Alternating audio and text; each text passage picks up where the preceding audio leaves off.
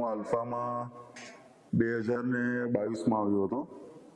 અમારે લગભગ 5 વર્ષથી આલ્કોહોલ પ્લસ વીડનું મને એડિક્શન હતું.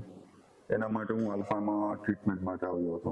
આલ્ફાના વિશે મને બાય ઇન્ટરનેટ જ આઈડિયા મળ્યો હતો કે અહીંયા રિહેબ પ્લસ રિફ્રેશમેન્ટ સેન્ટર છે, અને ત્યારબાદ મેં અહીંયા ઇન્ક્વાયરી કરી, અહીંયાનું એન્વાયરમેન્ટ જોયું.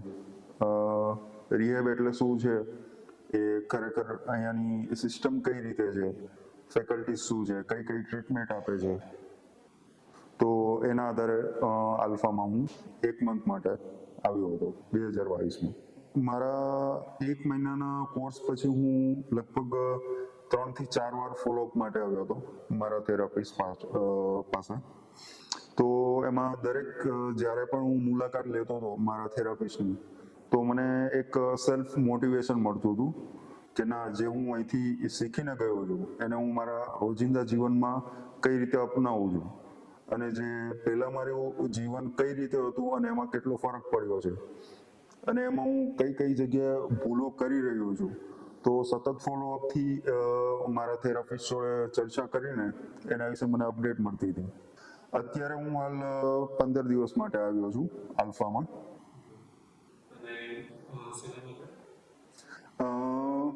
આલ્ફામાં હાલ 15 દિવસ એકચ્યુઅલી એના માટે કે જ્યારે હું 2022માં 1 મંથ કોર્સ કરીને ગયો, તો હું 2.5 વર્ષ સુધી સોબર રહ્યો હતો. કોઈ પણ વ્યસનથી હું દૂર રહ્યો, અને ક્યાંક ને ક્યાંક પરિસ્થિતિ એવી આવી કે હું ફરી રિલેપ્સ થઈ ગયો.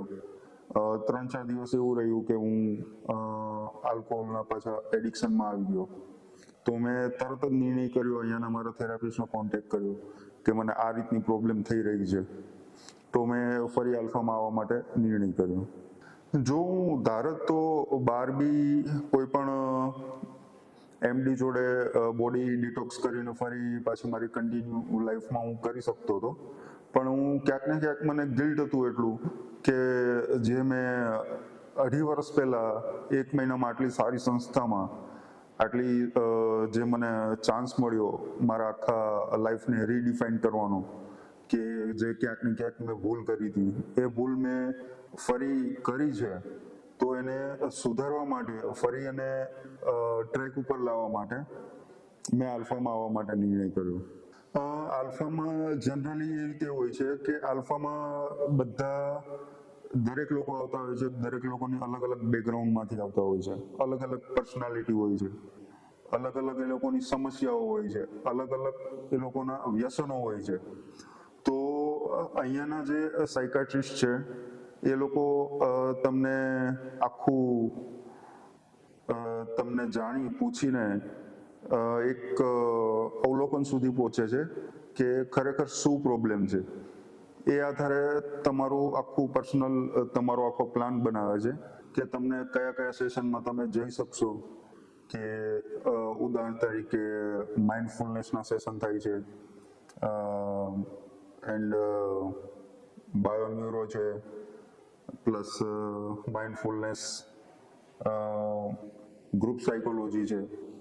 આ બધા અલગ અલગ વિષયોના નાના નાના સેશન હોય છે જે અલગ અલગ ફેકલ્ટીઓ લેતી હોય છે, કે જેને ખરેખર તમે જો પૂરેપૂરી ઈમાનદારીથી દરેક સેશન તમે અટેન્ડ કરો તો તમને ખ્યાલ આવશે કે તમારા જીવનનું, કે તમે ખુદ તમારી સામે અરીસા સામે તમે ઊભા છો કે તમે ક્યાં ક્યાં ભૂલો કરી છે અને તમે એને કઈ રીતે સુધારી શકો છો.